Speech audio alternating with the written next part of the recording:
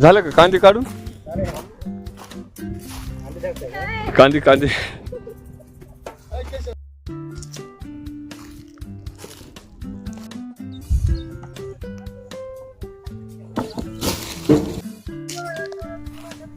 कांद्याची मुलाखत कधी घ्यावं रे?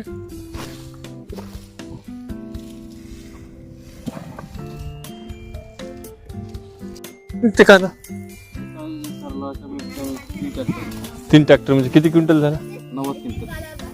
90 क्विंटल म्हणजे एकरी उत्पन्न किती येते सरासरी? एकरी जर चांगलं आले तर 90-120 आसपास येतो क्विंटल ना? आणि कमीत कमी मग 7 क्विंटल. आणि दर लागले तर?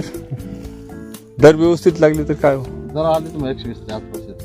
म्हणजे सरासरी 1,00,000-1,15,00,000 रुपये होते का उत्पन्न? नाही एवढे. जर भाव चांगले असला तर मग होते तेवढं. अच्छा. आणि जर भाव कमी असला मग कमी होत. कारण एकरी जवळजवळ म्हणजे 40,000 रुपये खर्च येतो. 40,000 रुपये एका एकरला.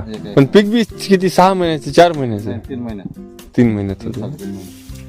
म्हणजे 2 वेळेस कांदे काढता? एक तर पावसाळी एकदा काढता वाटतं. आमच्याकडे उन्हाळी येतं पावसाळी नाही. पावसाळी काय करता मग? पावसाळी आमचं मका, सोयाबीन, सोयाबीन. बाजरी. ह्याच्यात सोयाबीन येते ह्या जमिनीमध्ये? मका येतं. मका का?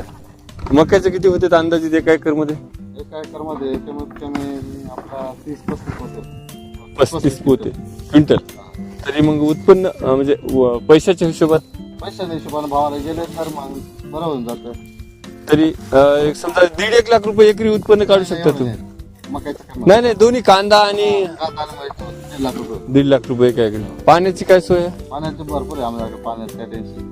कुठलं येते पाणी ह्यात? हे आम्हाला अर्जुन सागरचं पण पाणी येतं. कोणतं? अर्जुन सागर. अर्जुन सागर ते डॅम आहे ते का?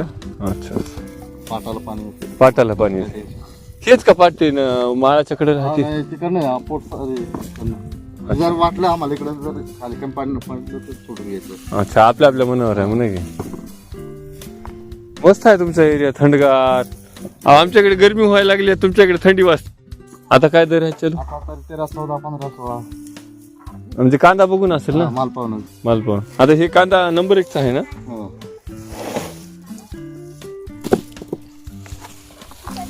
मेहनत बी भरपूर आहे हो. काढणीला ते खर्च लागून जाते त्याला.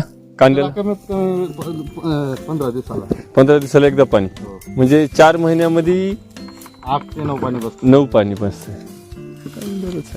पाणी मुबलक असल्यामुळे तुम्हाला जमतंय सगळं. हो. अर्जुन डॅमचे उपकारच आहेत म्हणायचे. 80% करायचं आम्हाला. 80%.